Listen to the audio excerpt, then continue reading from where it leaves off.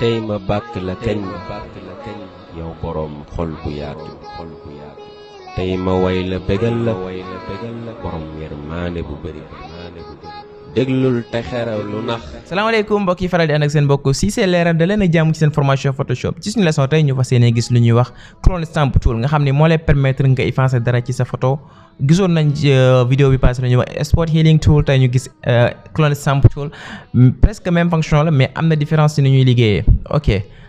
bii ba artificial intelligence lay utiliser daal di jël nekk ci côté bi daal ko ci taf mais bii yaa koy jëlil sa bopp par exemple bu ñëwoon am photo bi dañoo bëgg a effacer waa ji nga xamante ne miir bi rek moo fi des comme ça est-ce que c'est possible waaw lu mën a nekk la bu ñëwoon fii clone stamp tool moo nekk nii mën na ñëw bës S rek moo la fay yóbbu directement donc nu muy fonctionner mooy par exemple bu ñëwoon tey fii nii bëgg a effacer waa ji karo bi da ngay gis naan même couleur la war a jël kon da ngay ñëw fii nga xamante ni couleur bi karo bi mu ngi fi nga daal def alt boo defee alt da ngay gis automatiquement moom da lay indil place bu ndaw bi mu lay indil ci suuf après nga daal di def nga cliquer sa souris bi sa côté càmmoñ donc boo cliquer rek par exemple après boo ñëwee boo ko fi tegee da ngay gis ne la moom day mel ni doo ko fay copier daal loo koy koleel fii nii da ngay gis ne lan boo cliquer da lay wan moom fan la ko jëlee da ngay gis place bu ndaw bële mu lay indil ci côté bi boo cliquer rek da lay indil benn genre place plus bu ndaw ci côté bi ne la donc pour wan la ni lan moom foofu la ko jëlee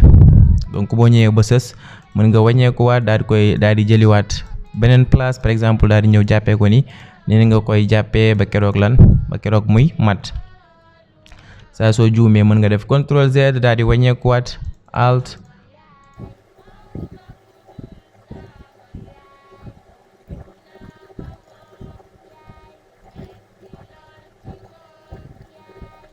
d'accord place bii nii par exemple boo ñëwee fii ci tere bi ci digg bi fii dafa am tere bu fi nekk tere bi foo koy jëlee par exemple fii am na benn tere bu fi nekk mën nañ koo jël par exemple bu ñëwee def alt daal di koy xëcc bu ñu defee alt daal di cliquer ci kawam 2 fois daal di jël tere boobu mën nañ koo jël lan daal di koy rëdd comme ça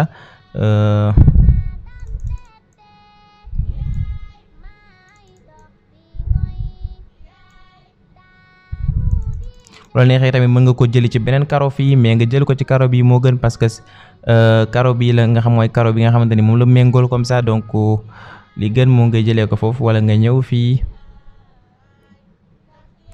ñu ko pousse tuuti par exemple jël ko fii dañ koy tàmbale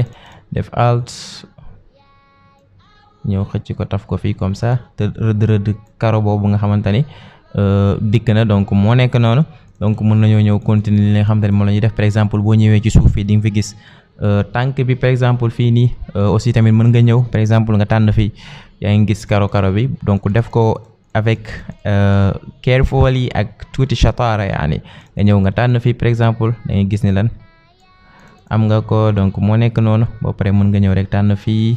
karo bi moo nekk noonu mën nga ko effacer karo bi ci suuf mën nga ko jëlee fii boo ñëwee taf ko fi comme ça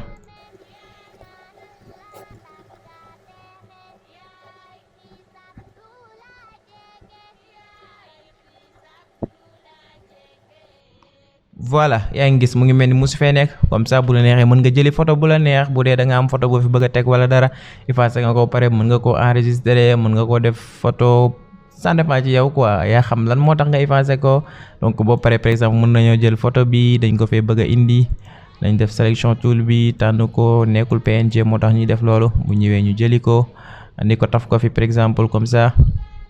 donc mën nga ñëw def CTRL T boo defee CTRL T par exemple nga zoom ko xëcc ko comme ni nga bëgg mu toll ko ok sallallahu alayhi wa sallam ok mën nga ñëw tànn plain mode overlay like this ok mën nga ko def comme ça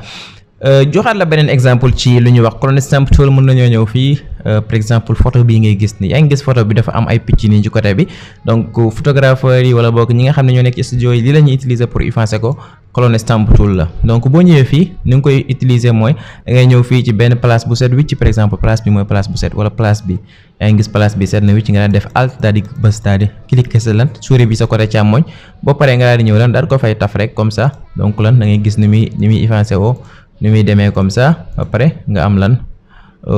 photo bu set wi ci comme ça nga xam ne du am dara ci ay picc ak genre yooyu donc kon ni la ñuy utiliser pour effacer